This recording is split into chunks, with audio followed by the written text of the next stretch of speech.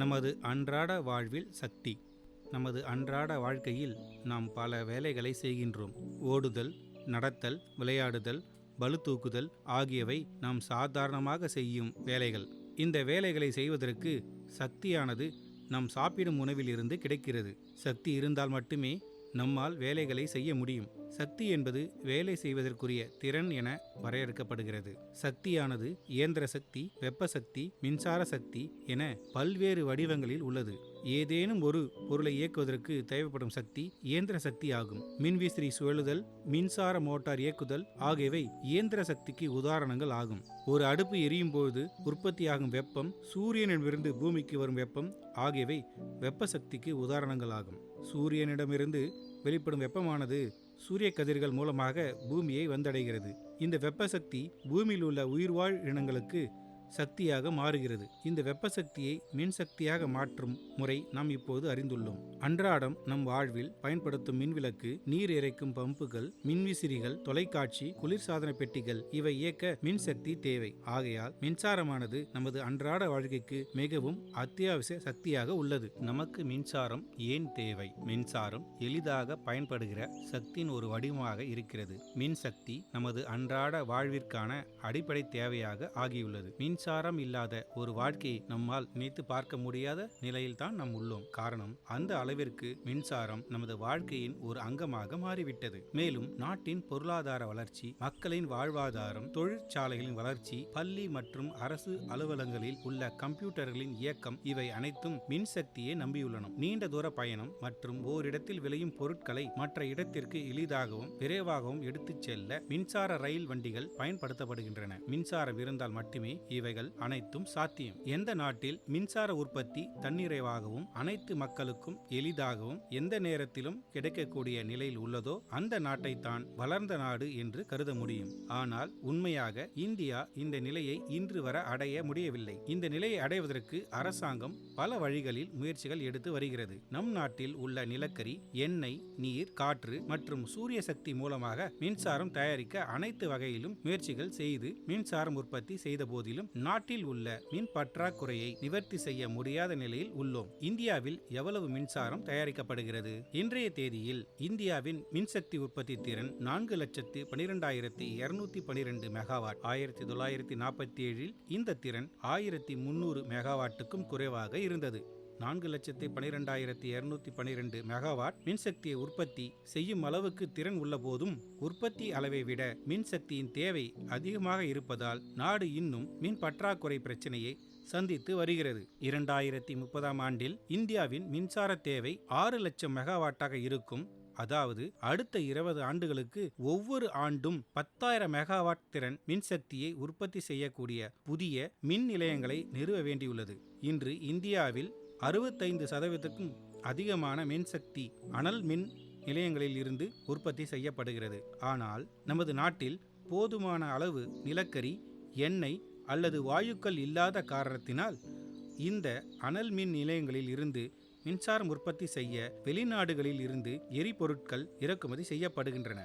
6 லட்சம் மெகாவாட் மின்சாரம் உற்பத்தி செய்ய போதுமான நிலக்கரி மற்றும் எண்ணெய் நம்மிடம் உள்ளதா? நிச்சயமாக இல்லை. இந்தியாவிடம் நிலக்கரி மற்றும் எண்ணெய் போன்ற எரிபொருட்களின் இருப்பு குறைவாகவே உள்ளது. இவை வேகமாக தீர்ந்து வருகிறது. மின் உற்பத்திக்கு மாற்று ஆதாரங்கள் இல்லையெனில் அடுத்த 100 ஆண்டுகளுக்கு மட்டுமே இந்த இருப்பு நீடிக்கும் என்று கணிக்கப்பட்டுள்ளது. அப்படி என்றால் 100 ஆண்டுகளுக்கு பிறகு நமது வீடுகளுக்கு மின்சாரம் எப்படி கிடைக்கும்? அதற்கு அணுசக்தி மூலமாக மின்சாரம் உற்பத்தி செய்ய வேண்டும். காரணம், இந்தியாவிடம் பல நூற்றாண்டுகளுக்கு மின்சக்தி தேவையை பூர்த்தி செய்ய போதுமான அளவு அணு எரிபொருட்கள் யுரேனியம் மற்றும் தோரியம் உள்ளது. எதிர்கால மின்சார தேவையை பூர்த்தி செய்ய அணு எரிபொருட்களில் இருந்து மின்சாரம் உருவாக்கும் பல அணு மின் நிலையங்கள் தேவை. மின்சாரம் எப்படி தயாரிக்கப்படுகிறது? மின்சாரம் உற்பத்தி செய்யும் முறையை எளிதாக சைக்கிளில் உள்ள டைனமோவின் மூலம் விளக்க முடியும். சைக்கிளின் சக்கரம் சுற்றும் போது டைனமோவும் சுற்ற வைக்கப்படுகிறது.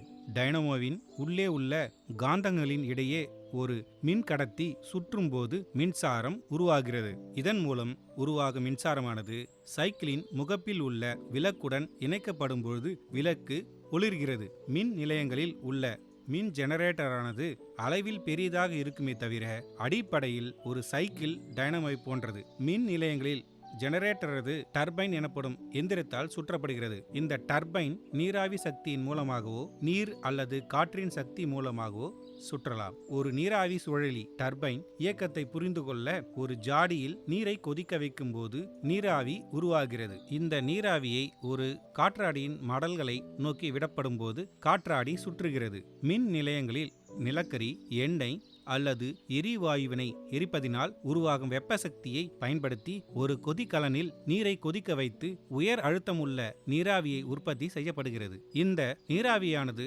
டர்பைனின் சக்கரங்களுக்கு அளிக்கப்பட்டு டர்பைன் சுழல தொடங்குகிறது. டர்பைன் ஒரு மின் ஜெனரேட்டருடன் இணைக்கப்படுகிறது. ஆகவே டர்பைனின் சக்கரம் சுற்றும் போது மின் ஜெனரேட்டரில் மின்சாரம் உற்பத்தி செய்யப்படுகிறது. இவ்வாறு மின் உற்பத்தி செய்யப்படுகிறது. மின் நிலையங்களில் உற்பத்தி செய்யப்படும் மின்சாரமானது மின் கம்பிகளின் மூலமாக அனுப்பப்பட்டு நாடு முழுவதும் உள்ள வீடுகள், அலுவலகங்கள் மற்றும் தொழிற்சாலைகளுக்கு விநியோகிக்கப்படுகிறது. மின்சாரம் தயாரிக்கும் முறைகள். நமது நாட்டில் மின்சாரமானது பல வகை மின் நிலையங்களின் மூலமாக தயாரிக்கப்படுகிறது. முதலாவதாக அனல் மின் நிலையங்கள். அனல் மின் நிலையங்களில் நிலக்கரி, எண்ணெய் மற்றும் வாயு போன்ற எரிபொருட்களை எரிப்பதன் மூலம் கிடைக்கும் வெப்பத்தால் கொதிகலனில் உள்ள நீரானது நீராவியாக மாற்றப்பட்டு டர்பைனுக்கு அனுப்பப்படுகிறது. இதனால் டர்பைன் சுழற்றப்படுகிறது. டர்பைன் ஜெனரேட்டருடன் இணைக்கப்பட்டு மின்சாரம் உற்பத்தி செய்யப்படுகிறது. இந்த முறையில் நமது நாட்டில் 2.6 லட்சம் மெகாவாட் உற்பத்தி செய்யும் மின் நிலையங்கள் அமைக்கப்பட்டுள்ளன. இதன் மூலம் கிடைக்கும் மின்சாரமானது சுமார் 57% ஆகும். அடுத்ததாக நீர் மின் நிலையங்கள். நீர் மின் நிலையங்களில் ஜெனரேட்டர் நீர் டர்பைனால் சுழற்றப்படுகிறது. நீர் டர்பைனானது அணைக்கட்டின் உயரத்தில் சேகரித்து வைக்கப்பட்டுள்ள நீர் அதிவேகமாக அதன் மீது பாய்வதன் மூலமாக சுழற்றப்படுகிறது. இந்த முறையில் நமது நாட்டில் சுமார் 48,798 மெகாவாட் உற்பத்தி செய்யும் நீர்மின் நிலையங்கள் அமைக்கப்பட்டுள்ளன. இதன் மூலம் கிடைக்கும் மின்சாரமானது சுமார் 11% ஆகும். காற்றாலைகள் மூலமாக மின்சாரம் தயாரித்தல். காற்றாலைகளில் மின் ஜெனரேட்டரானது காற்றினால் இயக்கப்படும் டர்பைனால் சுழற்றப்படுகிறது. அதன் மூலம் மின்சாரம் உற்பத்தி செய்யப்படுகிறது. காற்று டர்பைனானது வீசும் காற்றினால் சுழற்றப்படுகிறது.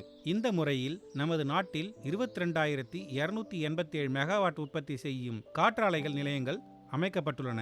இந்தியாவில் நிறுவப்பட்டுள்ள மொத்த மின் தொகுப்பில் காற்றாலையின் பங்கு 10% ஆகும். அடுத்தது சூரிய சக்தி மூலமாக மின்சாரம் தயாரிக்கும் முறைகள். சூரிய சக்தி ஒரு மரபுசாரா எரிசக்தி வகையை சார்ந்தது. சூரிய சக்தியினால் உருவாகும் வெப்பமானது PV செல்கள் போட்டோ வோல்டாயிக் செல் மூலம் மின்சாரம் மாற்றப்படுகிறது. இந்தியாவில் சூரிய சக்தியின் மூலம் 64,000 மெகாவாட் உற்பத்தி செய்யும் நிலையங்கள் அமைக்கப்பட்டுள்ளன. இவ்வகையில் நிறுவப்பட்டுள்ள மின்சாரத்தின் பங்கு மொத்த மின் தொகுப்பில் ஏறத்தாழ 15% ஆகும். அடுத்து அணு மின் நிலையங்கள் மூலமாக மின்சாரம் தயாரிக்கும் முறைகள். அணு மின் நிலையங்களில் அனல் மின் நிலையங்கள் போன்றே மின் உற்பத்தி செய்யப்படுகிறது. அணு உலையில் இருந்து வரும் சூடாக்கப்பட்ட நீரில் உள்ள வெப்ப சக்தியை பயன்படுத்தி நீராவி கொதிகலனில் உள்ள நீரை நீராவியாக மாற்றி டர்பைன் சுழற்றப்படுகிறது. மின் டர்பைன் மூலம் ஜெனரேட்டர் சுழற்றப்பட்டு மின்சாரம் உருவாக்கப்படுகிறது. இந்த முறையில் நமது நாட்டில் சுமார் 6,000 மெகாவாட் உற்பத்தி செய்யும் 21 அணு மின் நிலையங்கள் அமைக்கப்பட்டுள்ளன. இந்தியாவில் நிறுவப்பட்டுள்ள மொத்த மின் தொகுப்பில் அணு மின் சக்தியின் பங்கு சுமார் 2.5% ஆகும். அணுசக்தி என்றால் என்ன? அணு மின்சாரம் எப்படி தயாரிக்கப்படுகிறது என்பதை தெரிந்து கொள்ளும் முன்பு ஒரு அணுவின் வடிவமைப்பு மற்றும் அதன் பாகங்கள் பற்றி கொஞ்சம் தெரிந்து கொள்ளலாம். உலகில் உள்ள எல்லா பொருட்களும் அணுக்களால் உருவானவை. அணுவை நம் கண்களால் பார்க்க இயலாது. ஆனால் பல லட்சம் அணுக்கள் சேர்ந்து உருவான தனிம பொருட்களை, கம்பிகள், மரச்சாமான்கள் நாம் காண முடியும். அணுவின் மையத்தில் அணுக்கரு உள்ளது. இது மிகவும் அடர்த்தியானது. இந்த அணுக்கருவில் புரோட்டான் மற்றும் நியூட்ரான்கள் உள்ளன. மேலும் அணுக்கருவை சுற்றியுள்ள சுற்றுப்பாதையில் புரோட்டானுக்கு சம அளவு எண்ணிக்கையில் எலக்ட்ரான்கள் சுற்றி வருகின்றன. புரோட்டான்கள் நேர்மின் துகளாகவும் எலக்ட்ரான்கள் எதிர்மின் துகளாகவும் உள்ளன. நியூட்ரானுக்கு மின்சக்தி இல்லை. உலகில் இதுவரை 105 வகையான தனிமங்கள் கண்டுபிடிக்கப்பட்டுள்ளன. இவை அனைத்தும் அவற்றின் அணு எண்ணிற்கேற்ப அட்டவணைப்படுத்தப்பட்டுள்ளன. அதில் ஹைட்ரஜன் முதலிடத்திலும் ஹாப்பியம் 105வது இடத்திலும் அட்டவணைப்படுத்தப்பட்டுள்ளது. இந்த வகை தனிம அணுக்களில் 92வது இடத்தில் உள்ள யுரேனியம் மற்றும் 94வது இடத்தில் உள்ள புளூட்டோனியம் மூலமாக அணு மின்சாரம் தயாரிக்கப்படுகிறது. ஒரு அணுவின் கருவில் உள்ள புரோட்டான்களின் எண்ணிக்கையை அணு எண் Z எனப்படுகிறது. அணுவின் கருவில் உள்ள நியூட்ரான்கள் மற்றும் புரோட்டான்களின் மொத்த எண்ணிக்கையை அணு நிறை எண் A என ஆகும். ஒரு தனிமம் X ஆனது XZA என்று குறிக்கப்படுகிறது. ஹைட்ரஜன் அணு H11 என குறிக்கப்படுகிறது. 92 புரோட்டான்களையும் 143 நியூட்ரான்களையும் பெற்றிருக்கும் ஒரு யுரேனியம் அணுவானது U-92-235 என குறிக்கப்படுகிறது. U-92-235 என குறிக்கப்படுகிறது. அணுவின் மையக்கருவில் ஒன்றாக பிணைக்கப்பட்ட புரோட்டான்கள் மற்றும் நியூட்ரான்களை இணைத்துள்ள சக்தி பிணைப்பு சக்தி எனப்படுகிறது.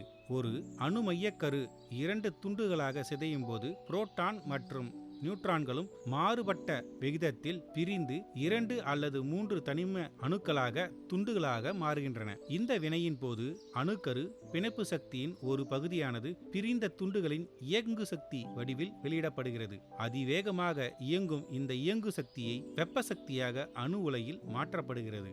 எல்லா அணுக்களின் மையக்கரு எளிதாக சிதைவு அடைவதில்லை. ஆனால் யுரேனியம் 235 மற்றும் புளூட்டோனியம் 239 அணுக்களின் கருவை எளிதாக நியூட்ரான் துகள் மூலம் சிதைக்க முடியும். இவ்வாறு சிதையும் போது வெளிப்படும் வெப்ப சக்தி அணு உலையில் மின்சாரம் தயாரிக்க பயன்படும் அணுசக்தியாகும். அனல் மின் நிலையத்தில் பயன்படுத்தப்படும் எரிபொருளான நிலக்கரியில் உள்ள ஒரு கார்பன் அணு எரியும் போது 12 யூனிட் வெப்பசக்தி வெளிவருகிறது. ஆனால் அணு உலையில் பயன்படுத்தப்படும் யுரேனியம் எரிபொருள் உள்ள ஒரு யுரேனியம் 235 அணுப்பிளவு அடையும் போது 200 லட்சம் யூனிட் அளவிலான வெப்பசக்தி வெளிவருகிறது. ஆகவே அணு எரிபொருள் மிக அதிக சக்தி வாய்ந்த இயற்கை எரிபொருளாகும். இந்த சக்தியை அதிநவீன தொழில்நுட்பத்தின் மூலம் அணு மின் நிலையங்களில் மின்சாரம் தயாரிக்க பயன்படுத்துகிறார்கள். அணு பிளவடைதல் மற்றும் தொடர்வினை என்றால் என்ன? ஒரு அணுவை 2 அல்லது அதற்கு மேற்பட்ட துண்டுகளாக பிளக்கும் வினை அணு பிளவடைதல் எனப்படுகிறது. எல்லா அணுக்களும் சாதாரணமாக பிளவுபடுவதில்லை. யுரேனியம் U-92-233, யுரேனியம் 92-235 மற்றும் யுரேனியம் 92-238, தோரியம் 90-232, புளூட்டோனியம் 94-239 போன்ற அணுக்கள் அணுமின் சக்தி உற்பத்தியில் பயன்படுகின்றன. இவற்றில் யுரேனியம் 92-233, யுரேனியம் 92-235 மற்றும் புளூட்டோனியம் 94-239 போன்றவை இயற்கையாகவே பிளவுபடக்கூடியவை. தோரியம் 90-232, யுரேனியம் 92-238 போன்ற அணுக்கள் இயற்கையாக பிளவுபடக்கூடியவை அல்ல. ஆனால் இவை ஒரு நியூட்ரானை பெற்றுக்கொண்டு யுரேனியம் 92-233, புளூட்டோனியம் 94-239 சிதைவுறக்கூடிய அணுக்களாக மாறுகின்றன. யுரேனியம் 92-233, யுரேனியம் 92-235 மற்றும் புளூட்டோனியம் 94-239 அணுக்களின் மையக்கருவின் மீது ஒரு நியூட்ரானை மோதச் செய்யும் போது மையக்கரு பிளவடைகிறது. யுரேனியம் 235 அணு 2ஆக பிளவடையும் போது வெப்பசக்தி மற்றும் 2 அல்லது 3 நியூட்ரான்கள் வெளியிடப்படுகின்றன. அணுச்சிதைவின் போது வெளியிடப்படும் நியூட்ரான்கள் மேலும் பல யுரேனியம் 235 அணுக்களின் மீது மோதும்போது யுரேனியம் 235 அணுக்கள் பிளவடைதலுக்கு உள்ளாகிறது. அந்த வினை இவ்வாறு தொடரும் போது இதை தொடர்வினை அல்லது சங்கிலி தொடர்வினை என அழைக்கப்படுகிறது. பெரும்பாலான அணு மின் நிலையங்களில் தற்போது யுரேனியம் 235 எரிபொருளாக பயன்படுத்தப்படுகிறது. இயற்கையாக தோன்றும் யுரேனிய தனிமத்தில் 0.7% மட்டுமே யுரேனியம் 92-235 உள்ளது. அதாவது சுரங்கங்களில் இருந்து சேகரிக்கப்படும் 100 கிராம் யுரேனியத்தில் வெறும் 0.7 கிராம் தான் யுரேனியம் 92-235 உள்ளது. மீதமுள்ள 99.3 கிராம் பிளவுபடுத்த முடியாத யுரேனியம் 92-238 உள்ளது. ஆகையால் தன்னிறைவான தொடர்வினை எட்டுவதற்கு யுரேனியம் எரிபொருளில் உள்ள யுரேனியம் 235 எண்ணிக்கை செறிவூட்டப்பட வேண்டும் அல்லது அதிகரிக்கப்பட வேண்டும் அல்லது அதிக திறன் உள்ள ஒரு தனிப்பான் பயன்படுத்தப்பட வேண்டும். செறிவூட்டப்பட்ட யுரேனியம் இயற்கையாக கிடைக்கும் யுரேனியம் தனிமத்தில் 0.7% யுரேனியம் 235 உள்ளது. இந்த 0.7% இருந்து 3 முதல் 4% அளவிற்கு யுரேனியம் 235 அணுவின் அளவை அதிகரிக்கும் போது கிடைக்கும் யுரேனிய தனிமத்திற்கு செறிவூட்டப்பட்ட யுரேனியம் என்று பெயர். தனிப்பான். அடுத்து அணுப்பிளவை அடைதலுக்கு வாய்ப்பை அதிகரிக்க அணுப்பிளவடைதலின் போது உருவாக்கப்பட்ட நியூட்ரான்களின் வேகத்தை குறைப்பதற்காக தணிப்பதற்காக அணு உலையில் பயன்படுத்தப்படும் மென்னீர், கனநீர் அல்லது கிராஃபைட் போன்ற பொருட்கள் தணிப்பான் என்று அழைக்கப்படுகிறது. செறிவூட்டப்பட்ட யுரேனியம் எரிபொருளாக அணு உலையில் பயன்படுத்தப்படும் போது மென்னீர் தணிப்பானாக உபயோகப்படுகிறது. ஆனால் இயற்கை யுரேனியம் எரிபொருளாக அணு உலையில் பயன்படுத்தப்பட்டால் கனநீர் ஒரு சிறந்த தணிப்பானாகும். அணு பிளவு வினை எவ்வாறு கட்டுப்படுத்தப்படுகிறது? எரிபொருள் கற்றை ஃபியூயல் அசம்பிளி. மின்சாரம் தயாரிப்பதற்காக பயன்படுத்தப்படும் அணு எரிபொருள் யுரேனியம் 235 யுரேனியம் 235. இந்த யுரேனியம் எரிபொருளை ஒரு உலோக துண்டு கவசத்தினுள் நிரப்பி எரிபொருள் கம்பியாக உருவாக்கப்படுகின்றன. ஒரு எரிபொருள் கற்றை உருவாக்க இப்படிப்பட்ட பல எரிபொருள் கம்பிகள் ஃபியூயல் ராட் இணைக்கப்படுகின்றன. கட்டுப்படுத்தப்படும் கம்பிகள் கண்ட்ரோல் ராட்ஸ். அணு உலை இயக்கும்போது அதன் தொடர்வினையின் வேகத்தை சரிப்படுத்த அல்லது நிறுத்த நியூட்ரான்களின் எண்ணிக்கை கட்டுப்படுத்துவது அவசியம். இதற்கு நியூட்ரானை உறிஞ்சும் தன்மையுள்ள போரான் கார்பைட் நிரப்பப்பட்ட கம்பிகள் அணு உலையில் உள்ளது. இந்த கட்டுப்படுத்தும் கம்பிகள் தானாகவே அணு உலையின் மையக்கருவினுள் உள்ளே செலுத்தும் விதமாக ஒரு தானியங்கி அமைப்புடன் இணைக்கப்பட்டுள்ளது. இந்த கட்டுப்படுத்தும் கம்பிகள் அணு உலை மையத்துக்குள் நுழைக்கப்படும்போது நியூட்ரான்களின் எண்ணிக்கை குறைக்கப்பட்டு அணு பிளவு தொடர்வினை குறைகிறது அல்லது நின்றுவிடுகிறது. இதே போன்று கட்டுப்படுத்தும் கம்பிகள் அணு உலை மையத்தில் இருந்து வெளியே எடுக்கும்போது நியூட்ரான்களின் எண்ணிக்கை அதிகரிக்கிறது. ஏதேனும் அசாதாரண நிலை ஏற்பட்டால் தானியங்கி அமைப்பின் மூலம் இந்த கட்டுப்படுத்தும் கம்பிகள் 3 வினாடிக்குள் அணு உலையின் மையக்கருவினுள் உள்ளே செலுத்தப்பட்டு அணு பிளவு தொடர்வினை விரைந்து நிறுத்தப்படும். அணு மின் நிலையம் எவ்வாறு வேலை செய்கிறது? அணு மின் நிலையம் அடிப்படையில் அனல் மின் நிலையம் போன்றே இயக்கப்படுகிறது. ஆனால் இவைகளில் பயன்படுத்தப்படும் எரிபொருட்கள் வெவ்வேறானவை. அனல் மின் நிலையத்தில் நிலக்கரி, இயற்கை எரிவாயு மற்றும் எண்ணெய் போன்ற எரிபொருட்களை எரிப்பதன் மூலம் கொதிகலனுள் வெப்பம் தயாரிக்கப்படுகிறது. அணு மின் நிலையத்தில் அணு உலைக்குள் இடப்படும் அணு எரிபொருட்களின் கட்டுப்படுத்தப்பட்ட அணு பிளவு தொடர்வினால் வெப்பம் உருவாகிறது. முதல் சுற்று குளிர்விப்பான். எரிபொருட்களில் உள்ள அணு பிளவடைதல் மூலம் வெப்பம் வெளியிடப்படுகிறது. இந்த வெப்பத்தை அணு உலையில் உள்ள மென்னீரானது குளிர்விப்பான் எடுத்துக்கொண்டு சூடாகி பின்பு நீராவி கொதிகலனில் உள்ள குழாயின் வழியாக சென்று அங்கு தனது அதிக வெப்பத்தை நீராவி கொதிகலனில் உள்ள நீருடன் பகிர்ந்து கொண்டு திரும்பவும் அணு உலையினுள் மீண்டும் செலுத்தப்படுகிறது. இரண்டாம் சுற்று குளிர்விப்பான். கொதிகலனில் உள்ள நீர் சூடாகி நீராவியாக மாறுகிறது. இந்த நீராவியானது அதிக வெப்ப சக்தியுடன் நீராவி டர்பைன் மீது செலுத்தப்படுகிறது. இதனால் நீராவியானது வெப்ப சக்தியை இழக்கிறது. சக்தி இழந்த நீராவியானது டர்பைனில் இருந்து கண்டென்சருக்கு நீராக்கி கொண்டு வரப்பட்டு கடல் நீரால் குளிர்விக்கப்படுகிறது. இவ்வாறு குளிர்விக்கப்பட்ட நீர் மீண்டும் கொதிகலனுள் செலுத்தப்பட்டு மறுபடியும் நீராவியாக மாற்றப்பட்டு டர்பைனுக்குள் செலுத்தப்படுகிறது. இவ்வாறாக இந்த இரண்டாம் சுற்று தொடர்ந்து நடைபெறுகிறது. நீராவியால் சுழற்றப்பட்டு டர்பைன் ஆனது மின் ஜெனரேட்டருடன் இணைக்கப்படும் போது ஜெனரேட்டரில் இருந்து மின்சாரம் உற்பத்தியாகிறது. மூன்றாம் சுற்று குளிர்விப்பான். டர்பைன் கண்டென்சர் குளிர்விக்க கடல், ஆறு மற்றும் ஏரி போன்ற இயற்கை நீராதாரங்களில் இருந்து நீர் எடுக்கப்படுகிறது.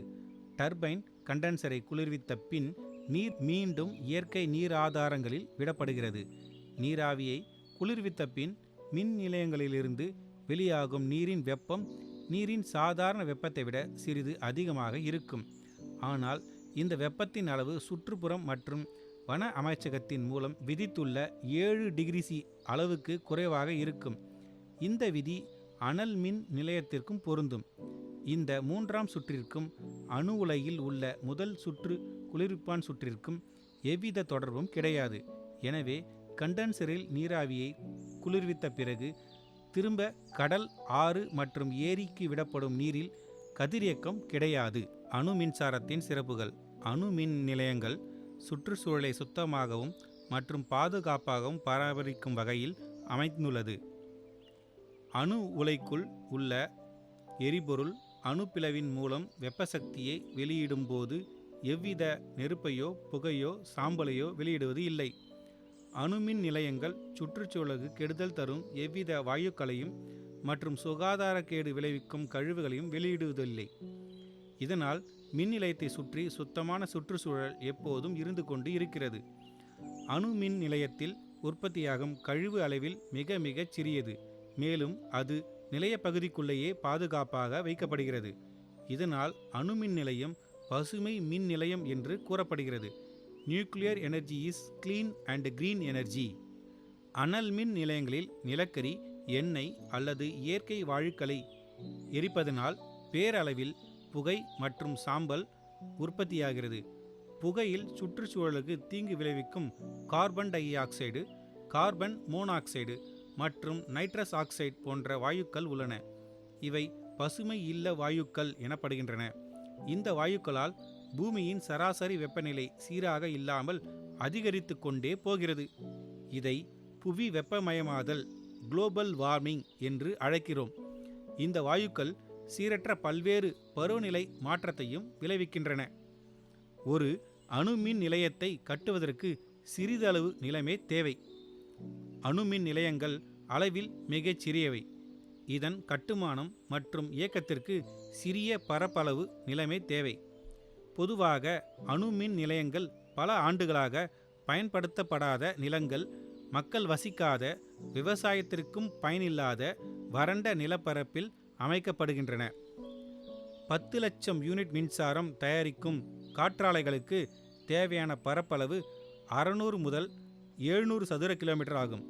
அதாவது தற்போது அதிக அளவில் 1250 யூனிட் மின்சாரம் தயாரிக்கும் ஒரு காற்றாலைக்கு தேவையான பரப்பளவு 0.79 சதுர கிலோமீட்டர். 10 லட்சம் யூனிட் மின்சாரம் தயாரிக்கும் நீர் மின் நிலையத்துக்கு தேவையான நீர்த்தேக்கி வைப்பதற்கு மிக அதிக நிலப்பரப்பு தேவை. 10 லட்சம் யூனிட் மின்சாரம் தயாரிக்கும் அணு மின் நிலையத்திற்கு 3 முதல் 4 சதுர கிலோமீட்டர் நிலப்பரப்பே போதுமானது. அணுசக்தியின் சிறப்புகள். அணுசக்தி இயற்கை சூழலை பாதுகாக்கிறது. ஒரு அணுமின் நிலையத்தில் இருந்து வெளியேற்றப்படும் நீரில் தீங்கு விளைவிக்கும் மாசு பொருட்கள் இல்லை. மேலும் அந்நீர் எந்த விதத்திலும் மீன் போன்ற கடல்வாழ் உயிரினங்களை பாதிப்பதில்லை. நீராக்கியில் கண்டென்சர் குளிர்விக்க பயன்படுத்தப்படும் இந்நீரில் கதிரியக்க பொருட்களின் கலப்பு ஒருபோதும் இல்லை. அணுசக்தி மலிவானது. ஒரு அணு மின் நிலையத்தில் 1000 மெகாவாட் மின்சக்தி உற்பத்திக்காக ஒரு ஆண்டில் 30 டன் எரிபொருள் மட்டுமே தேவைப்படுகிறது. நிலக்கரி, வாயு அல்லது எண்ணெய் ஆகியவை செலவு பிடித்தது. நிலக்கரி, வாயு அல்லது எண்ணெய் ஆகியவை செலவு பிடித்தது. ஏனெனில் இவை தொழிற்சாலைகள், தானியங்கி ஊர்திகள், வீடுகள் முதலான வேறு இடங்களிலும் பயன்படுத்தப்படுபவை. மேலும் அவை விரைவில் தீர்ந்து போய் விடுபவை. அனல் மின் நிலையத்தின் இயக்கத்திற்காக நிலக்கரி, வாயு மற்றும் எண்ணெயின் அதிக அளவு சரக்கு போக்குவரத்தினால் மின் உற்பத்திக்கான செலவு அதிகரிக்கிறது. அனல் மின் நிலையத்தில் 1000 மெகாவாட் மின் சக்தி உற்பத்திக்கு ஆண்டுக்கு 43,80,000 டன்கள் நிலக்கரி அல்லது 20 லட்சம் டன் எண்ணெய் தேவைப்படுகிறது. அணுசக்தியினால் எதிர்கால மின் தேவைகளையும் சந்திக்க முடியும். அனல் மின் நிலையங்களுக்கு அதிக அளவு நிலக்கரி, எண்ணெய் அல்லது வாயு எரிபொருட்கள் தேவை. இந்தியாவிலும் உலகிலும் இந்த எரிபொருட்களின் இருப்பு குறைவாக உள்ளது. இவை அடுத்த 100 ஆண்டுகளுக்கு மட்டுமே நீடிக்க முடியும். ஆனால் இந்தியாவிடம் ஒரிசா மற்றும் கேரள மாநில கடற்கரை மணலில் தோரியம் அணு எரிபொருட்களின் இருப்பு அதிக அளவில் உள்ளது. இந்த அணு எரிபொருட்கள் மூலம் மேலும் பல தலைமுறைகளுக்கான மின்சக்தி தேவைகளை பூர்த்தி செய்ய முடியும் என்பதை உறுதி செய்ய இயலும்.